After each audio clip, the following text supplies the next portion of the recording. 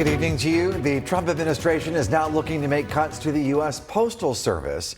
Thanks for joining us on News Channel 3 Live at 10. I'm Andy Dominiani. And I'm Jessica Harthorn. The former postmaster calling on DOGE to make the cost-cutting moves in a letter last week.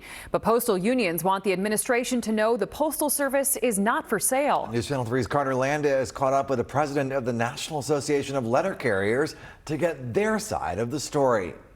The National Association of Letter Carriers says if the Postal Service is privatized, everyone will be at risk. That includes workers who could lose their jobs and customers who won't get their mail on time.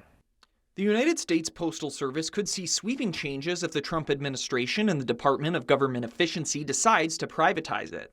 The National Association of Letter Carriers expects catastrophic consequences if that comes to pass. This is not just the letter carriers that it's affecting all of the Postal Service employees, which is over 600,000, all the way from the Postmaster General down to somebody, that sorts the mail and the letter carriers that go around delivering the mail.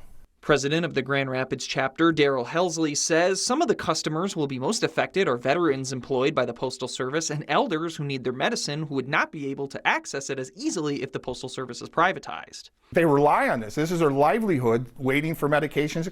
That could all go away.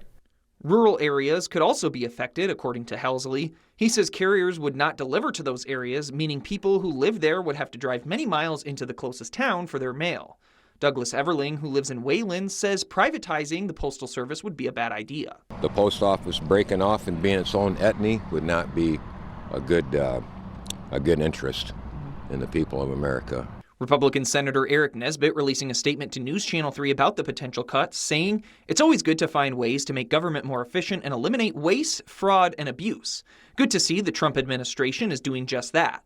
The post office provides a valuable delivery service to all Americans, and it's important that this continues."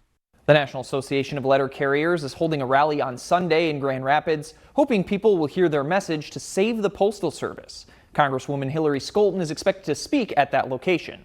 There are similar rallies across the state of Michigan set for Sunday afternoon. In studio, Carter Landis, News Channel 3.